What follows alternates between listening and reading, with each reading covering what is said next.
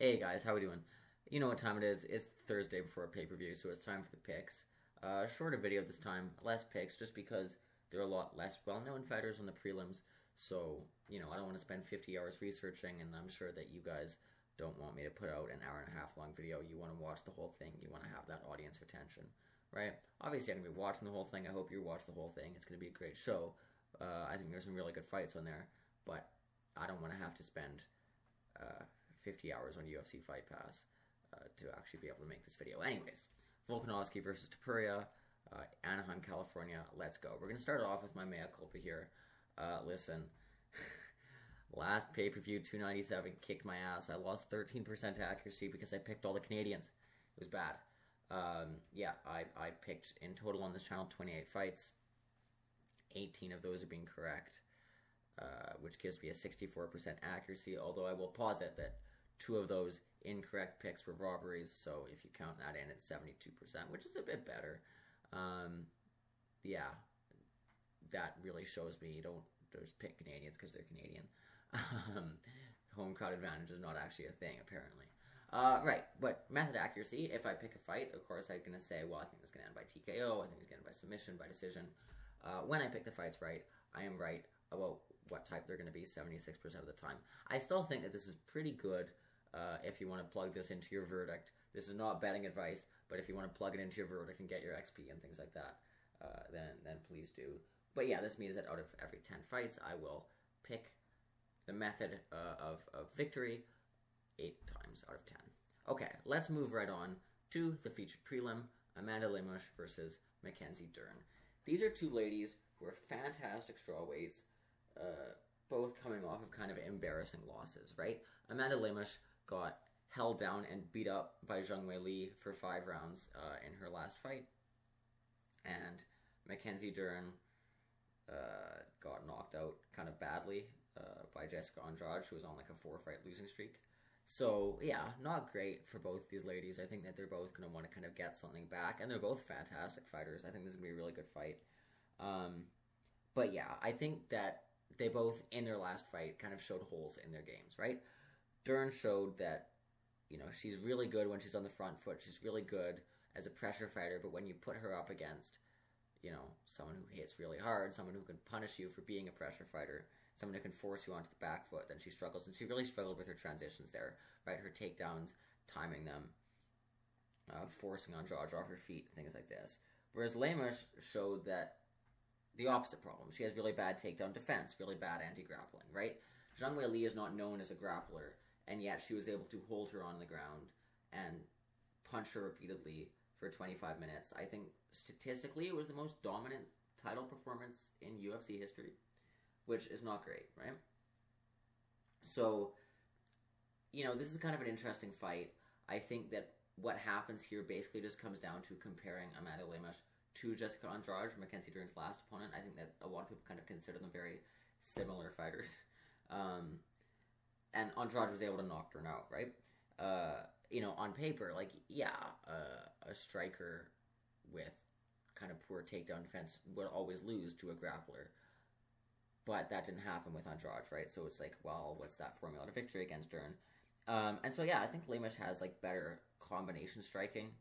She doesn't hit as hard or with as much volume as Andrade, but she does have really good combos. But I still don't think that that's really going to wobble Mackenzie Dern. I think her striking's all right, and I don't think that she's going to get wobbled in the way that that Andrade was able to in order to just kind of disrupt her game plan and things like this. Right, so on paper, I've seen a lot of people saying this is basically the exact same fight, and it's going to go the exact same way. Lemos is going to TKO Mackenzie Dern, or she's going to knock her out.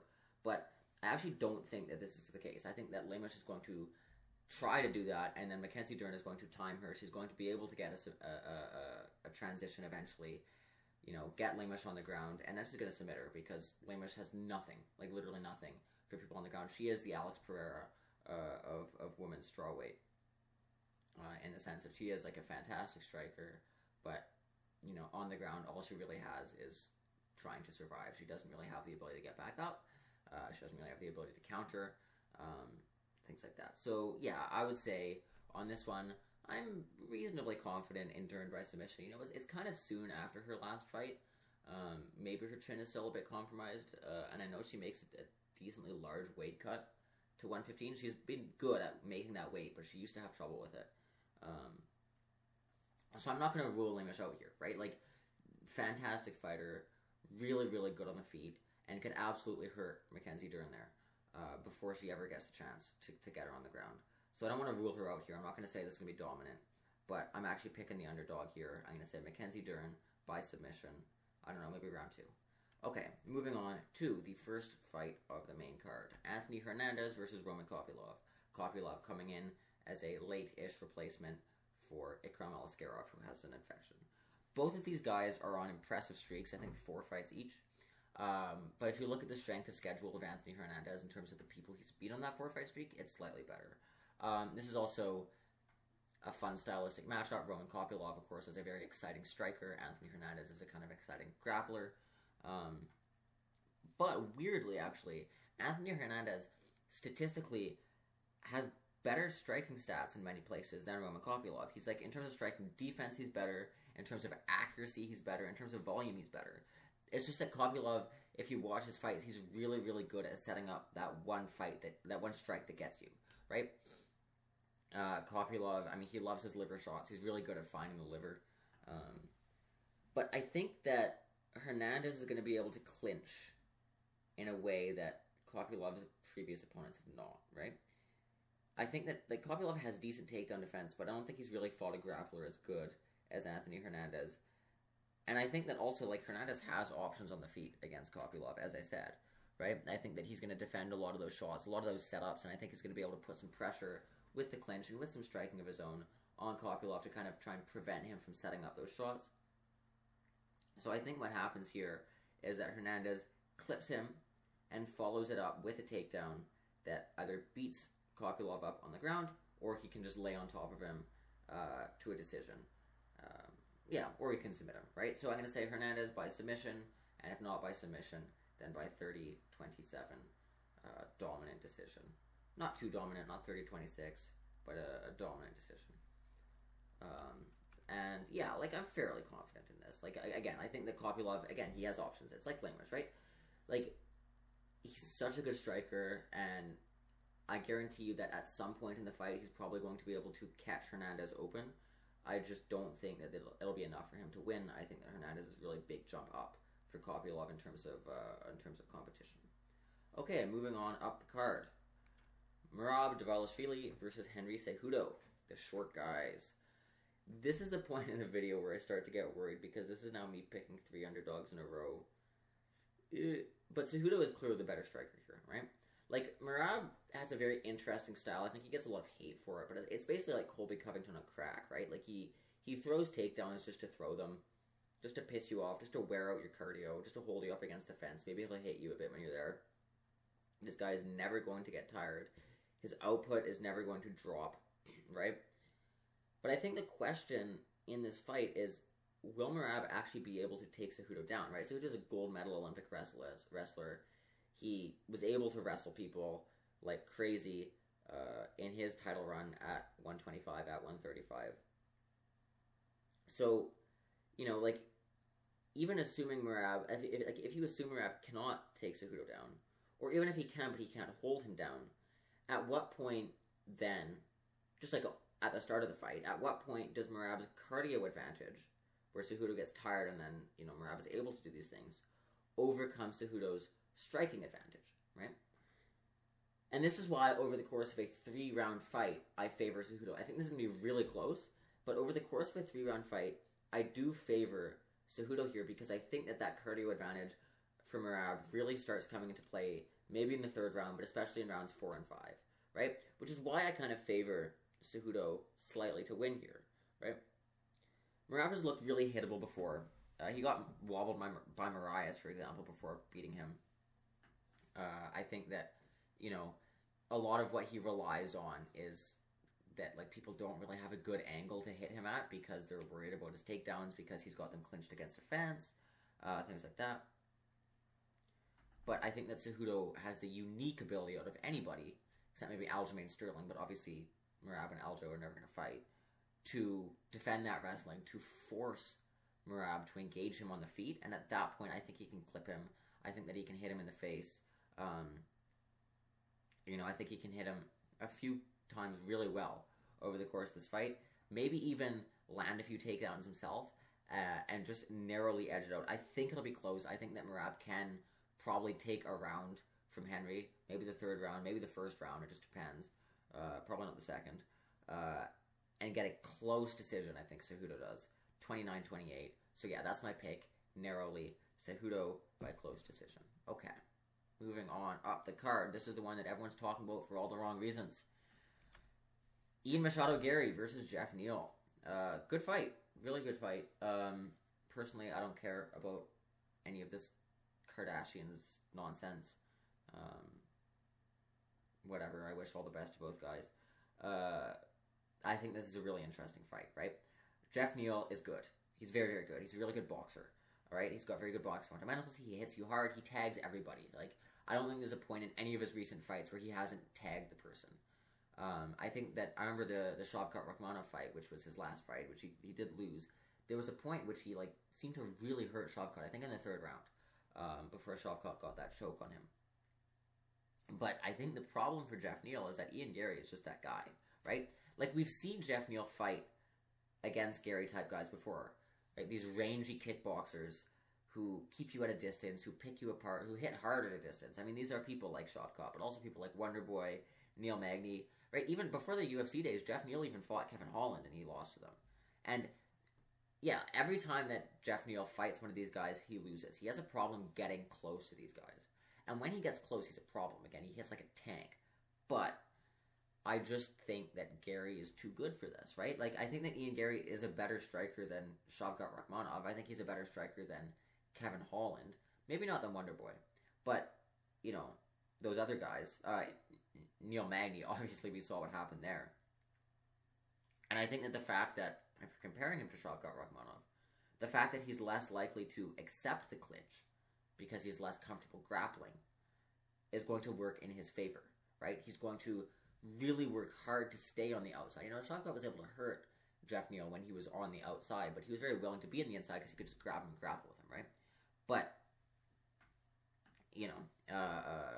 I think that Gary's going to work very, very hard to stay on the outside, to keep circling around, to keep hitting Geoff Neal with those body kicks, those head kicks, those long punches, right? So I think he finishes him late, or he gets a dominant decision like 30-27, 30-26, 30-25 maybe even. So yeah, this is my pick. I'm very confident in this one. Ian Garry by decision. Okay, moving on to the co-main event. Good fight here. Robert Whittaker versus Paulo Costa. Great fight, right? I think that Costa presents a lot of the same problems for Whittaker that Dricus du Plessis did, and of course we saw Dricus win that fight. And so I'm curious as well to see how Whittaker has upped his game since that loss. He said that he underestimated Dricus. Is he going to underestimate Paulo Costa? Probably not. But to what extent is he going to make those changes to fix things? I don't know, right? He's a smart fighter. He's a good fighter, right? He's been kind of the boogeyman in the middleweight division as long as Izzy's been champion. But I think that Costa gives him real problems, right? Costa both absorbs and lands a lot more shots than Whittaker, right? The difference is, right, assuming that, okay, Whittaker lands, I think, 3.5 per minute and throws about 3.5 per minute, and Costa lands about 3.5 per minute and has, 6.5 per minute and has about 6.5 landed on him. But the difference between Whittaker and Costa here is that Costa hits a lot harder, and statistically he's more accurate. And this is just because he's closer, usually, when he's throwing his shots, right? So I think that the way this fight is going to go is that Costa is going to blitz Whittaker, like he does for everybody. This is going to be a bloody fight. And it's going to be a race of, who manages to land on the chin first. And this is going to be fun. But I think that, Costa's edge in power and probably also durability, because let's be real, I hate to say it, Whittaker's getting old, and also Costa's on steroids, so he's going to be more durable. It's probably going to get him this one, right? I'm not, obviously, I don't want to just count out Robert Whittaker, because he's Robert Whittaker, right? Former champion. He's been, absolutely haunted this division for years. But I think that Costa catches him and then gets a finishing sequence out of it. So I'm going to say Costa by TKO. Okay, moving on. Oh, and if he does, I want to see a Costa versus Sean Strickland Ultimate Fighter. Anyways, up the card, main event. The one everyone's talking about. Alex Volkanovski versus Ilia Topuria. Is Volkanovski washed? Is he done? Oh, is he too old? Look, I don't care about any of that. There are levels to this. I don't think that this fight is going to be close. Look, the best that you can do, at best, in Ilia Topuria's case, is say that, the Anthony Smith thing, and that, Ilia Topuria is better than Volk on paper because some of his stats are better. But there is a massive delta in experience here, right? Because Ilia Topuria he's never fought a top 5 opponent, right? He got his title shot off of Josh Emmett, right? Josh Emmett coming off a bad loss, right? And so I don't know, I don't actually. The reason that Topuria is in the top 5 is because Volk's beat everybody else, right? So I just don't think that Topuria has ever faced somebody on Volkanovski's level, right? But beyond that, even if we're talking about on paper, Volkanovski has a better strike accuracy and strike volume than Ilia Topuria, despite the fact that everyone talks about Topuria's boxing. And I suspect that he may even hit harder than Topuria does, right? Yes, statistically Topuria has the better defense, but that doesn't tell the whole story, because if you actually watch his fights, he's super vulnerable to uppercuts, and he's super vulnerable to kicks. Anywhere. Leg, body, head. And I think that Volk's leg kicks are going to be a problem for Topuria. He's going to chew up that lead leg. It's going to create the boxing problems for Topuria. It's going to create grappling problems if he has to resort there. So yeah, I don't think this is going to be close, right? If Ilia does win, it won't be on his own merits. It'll be because Islam already softened Volk up with that knockout and compromised his chin for this fight, and Volk came back too early. It's like when you're trying to open the jar of pickles and you hand it to your dad and he opens it for you easily, and he's like, you have to save face. You say, I softened it up for you. Maybe I shouldn't be talking about food because I'm fasting for Lent, but whatever. So I think that Volk also in this fight has the backup of his ground game, which will be better than Ilia's, right? The best grappler that Ilia ever faced were Ryan Hall and Bryce Mitchell. Decent grapplers. The best grappler that Volk ever faced was Islam Makhachev, and he gave that guy a run for his money in the first fight, right? He survived on the ground with him. Obviously, he never threatened a submission, but surviving Islam Makhachev on the ground for 5 rounds, crazy, right?